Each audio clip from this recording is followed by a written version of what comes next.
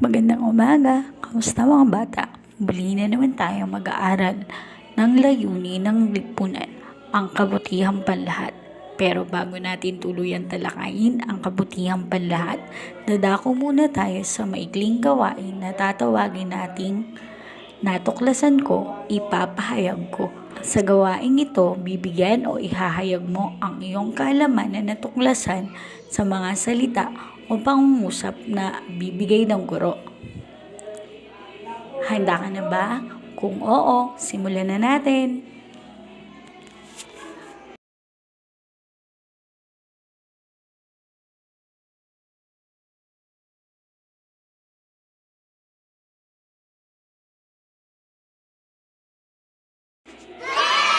Tama, walang sinuman ang tao na maaaring mabuhay para sa kanyang sarili lamang. Kinakailangan ng tao makibahagi at mabuhay sa lipunan. Isa ito sa itinalagang likas na katangian ng mga nilikha ayon sa likas batas ng moral.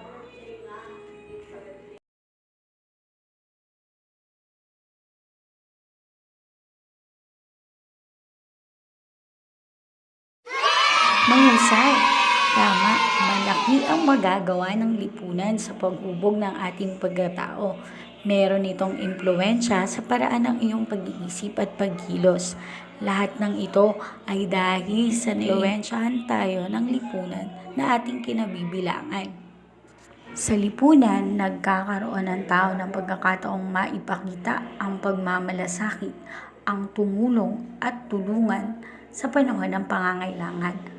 Dahil dito, nangingibabaw hindi lamang ang personal na kabutihan ng individual ang nilayon ng lipunan, kundi ang kabutihang panlahat. Pero, ano nga ba ang kabutihang panlahat?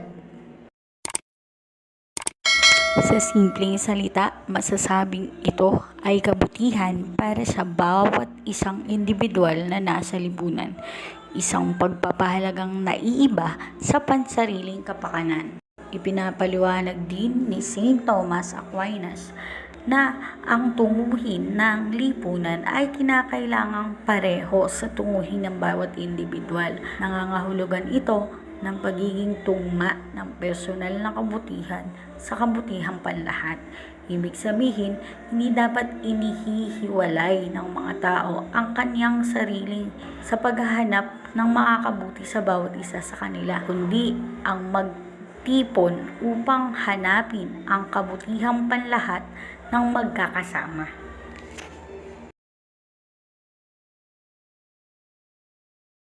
Ayon naman kay John Rawls, isang mapilosopiyang Amerikano, na ang kabutihang panlahat ay ang pangkalahatang kondisyong pantay na ibinabahagi para sa kapakinabangan ng lahat ng kasapi ng lipunan. Hindi ito isang mabilis na proseso at hindi agarang makikita ang katuparan. Binibigyang linaw din na ang kabutihang panlahat ay tumutukoy sa kabutihang naaayon sa moralidad ng tao, naaayon sa likas batas moral. O ngunit, dapat tandaan na merong pagkakaiba ang kabutihan ng nakararami sa kabutihang panlahat. Ang pag-iral ng nakararami ay nananatiling pag-iwan sa ilang kasapi, hindi nakakalang kabutihan. Sa kabutihang panlahat, ang pangkalahatang kondisyon ay pantay na ibinabahagi para sa kapakinabangan ng lahat ng kasapi ng lipunan. Samantalang, ang kabutihang nakararami, hindi pantay-pantay. Ang kabutihang panlahat ay isang hindi mabilis na proseso at hindi agarang makikita ang katuparan. Ang kabutihang panlahat ay naaayon sa moralidad ng tao na nakabatay sa likas na batas moral.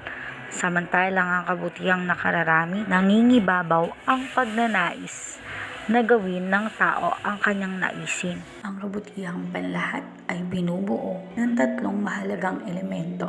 Compendium of the Social Doctrine of the Church. Ang paggalang sa individual na tao. Ang tawag ng katarungan o kapakanang panlipunan ng pangkat at ang kapayapaan. Ang paggalang sa individual na tao. Dahil sa kabutihan panlahat ay nagpapahalaga sa kalikasan ng tao, hindi ito lubos na iiral kung hindi kikilalanin o papahalagahan ang kanyang dignidad. Sa dignidad nakakabit ang iba't ibang karapatang kailangang igalang at hayaang gamitin ng tao sa lipunan. Makatarungang sistemang legal at pampolitika. Umuunlad na sistemang pang-ekonomiya. Ang mga nabanggit ay merong malakas na epekto sa kapakanan ng mga kasapi ng pangkat. Mahalagang may mamagitan upang masiguro na makakayanan at mararating ang mga ito ng bawat isa sa lipunan. Kapag nangyari ito, matutugunan ang tawag ng katarungan o kapakanang panlipunan ng pangkat. Ikatlo, ang kapayapaan. Katahimikan, kapanatagan, kawalan ng kaguluhan. Merong kapayapaan kapag iginalang ng bawat individual at umiral ang katarungan. Ang kapayapaan ay indikasyon ng pagkakaroon ng kabutihang panlahat, ang katatagan at seguridad ng makatarungang kaayusan.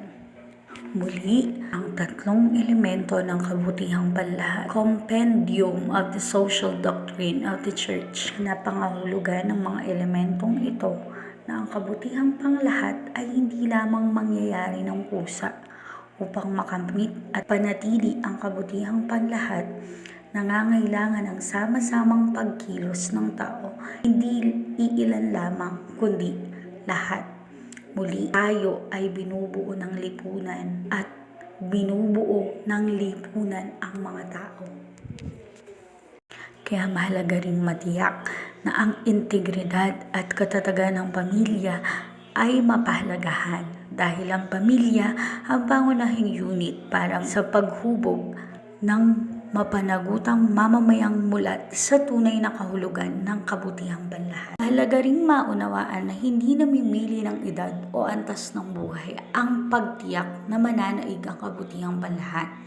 Ito ay nakabatay sa puso at pagmamalasakit ng iyong kapwa. Tandaan din na ang dignidad ng tao ay nangangailangan ng paggamit ng kabutihang panlahat.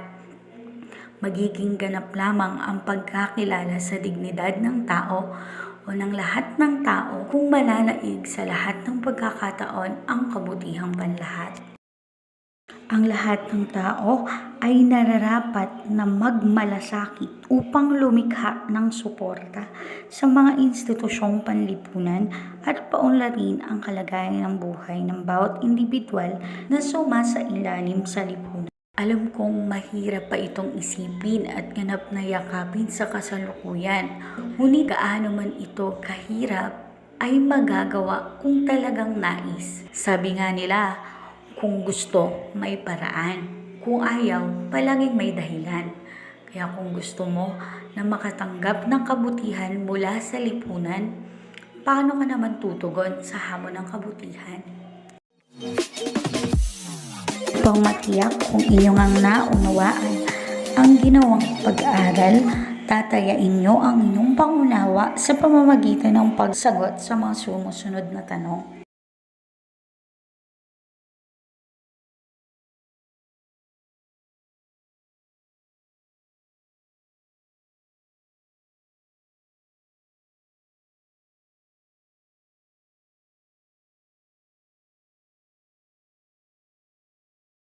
Sa gawain namang ito ay masusuri ang pagsaalang-alang ng kabutihang panlahat.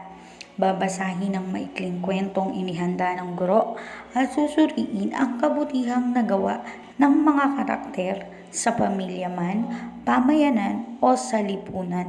Isulat ito sa inyong kwaderno.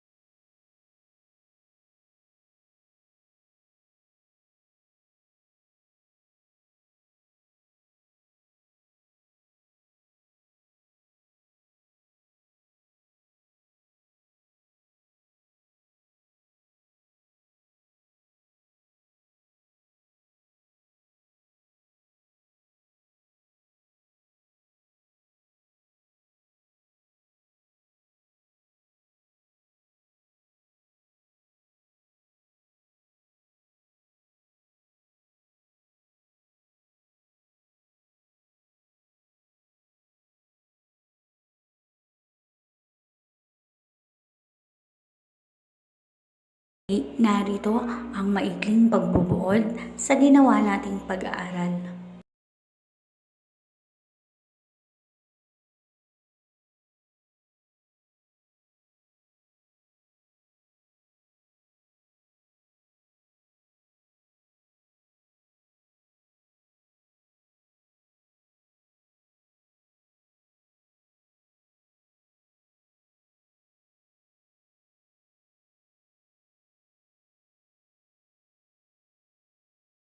Maaari nyo ring sangguniin ang mga sumusunod.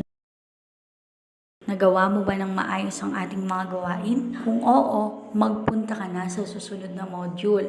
Ang bidyong inihanda na iyong makikita ay bahagi ng susunod na aralin. Kaya naman, simulan mo na't panoorin. Maraming salamat sa pakikinig. Hanggang sa muli!